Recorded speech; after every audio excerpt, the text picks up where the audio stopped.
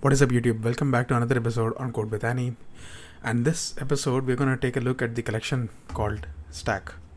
Okay, so stack is one of the most important data structures in the world of programming, and it has a wide variety of use cases, right? Right from in your web browsers, when you go deeper level into different links, right? Then you come back through the links pressing the back button and all the way up to the main search result. So that is also a form of stack and stack implementation, I say. And even in cases of undo and the redo operations that you do, right? You perform a series of operations in Word or any other editing tool, and then you do Command Z to do the undo operation, right? And you can keep doing Command Z so that it will go back to the original condition, right? Whatever it was initially. So all that is also a practical usage of stack.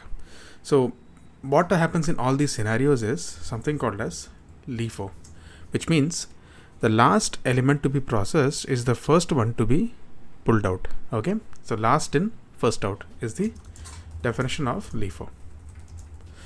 Okay, now with that out of the way, let's see how this pans out in the world of Java. So let's create a stack in Java. Okay, and I'll explain you the underlying implementation of stack. So let's take an example of stack of integers. Okay, stack of integers space a stack equal to new stack. First and foremost, as I have already mentioned in the initial collections overview video, stack is not an interface, instead it's a class. So the other counterparts of collections, right, like list, set and queue, are all interfaces, and they have a corresponding implementation class like array list or priority queue, or you have hash set. So all those are implementing classes. But in the case of stack itself is a class, okay, which extends another class called vector. Okay, now what is a vector? A vector is another data structure in Java, which is basically a growable array of objects. Like an array, it contains components that can be accessed using index integer. However, the size of vector can grow or shrink as needed to accommodate adding and removing elements after the vector is created. Like I already mentioned, right, whenever you want to learn about a specific data structure, you can go ahead and look at the java.doc comments on top of the class. So this vectors.java class, right, it's an internal library, and you can take a look at the java.doc comment that specifies what a vector is. So from what you can see, it is a very simple dynamic array.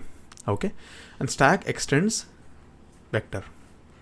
Okay, the stack of E, because it accepts any data type, it operates on any data type, as mentioned in the generics video, right? E could be integer or string or boolean or double or any custom object that you create. Okay, and stack will operate on that. Now stack extends vector.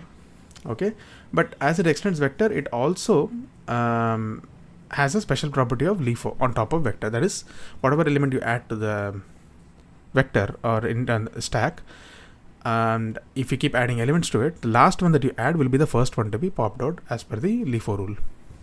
Okay, let's check that out. Let's add some elements to the stack that we have here, a stack.push. Okay, there are two methods to add elements. One is push, which will return you the integer you are trying to add. That is that integer item that you see here, right? That will be returned back to you if it is successfully added. Okay, there is another method called add, which is basically a boolean, which says that if you try to add an element to the stack, it will be adding it, and it will return a boolean value which says that whether it's true or false, whether it's added or not. Okay, let's try to test that. Let's try both the methods, add and push. Now what I'm going to do is let's print them out.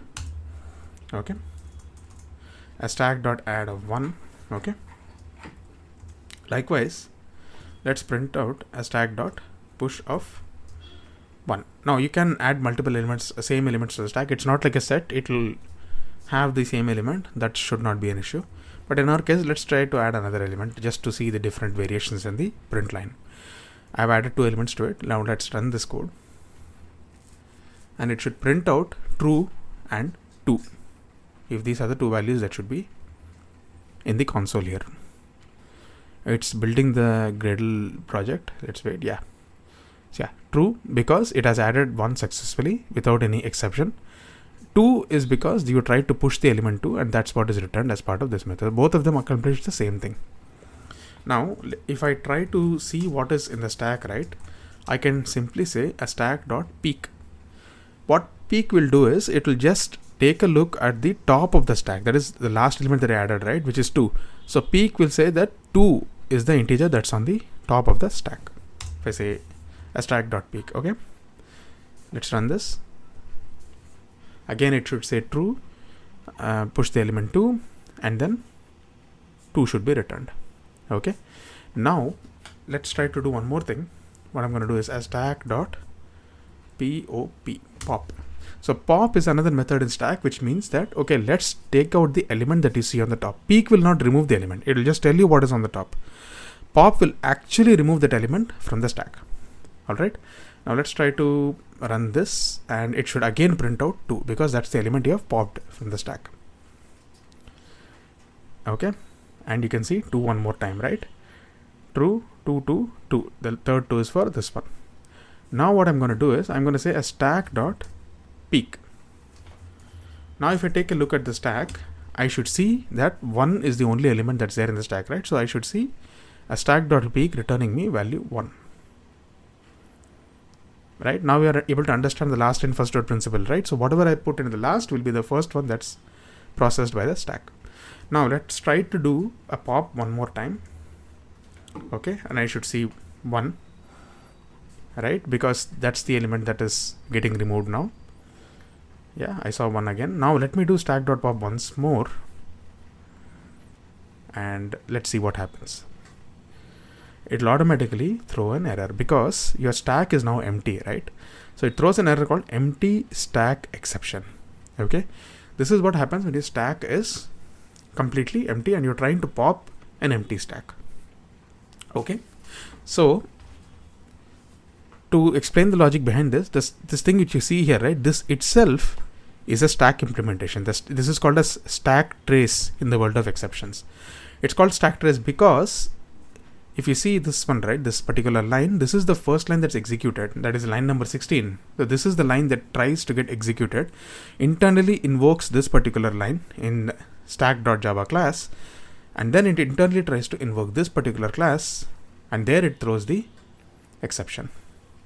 Okay, so what it means is behind the scenes, main, that is our particular line here in main, is calling the pop function, which is calling the peek function, which actually threw the exception.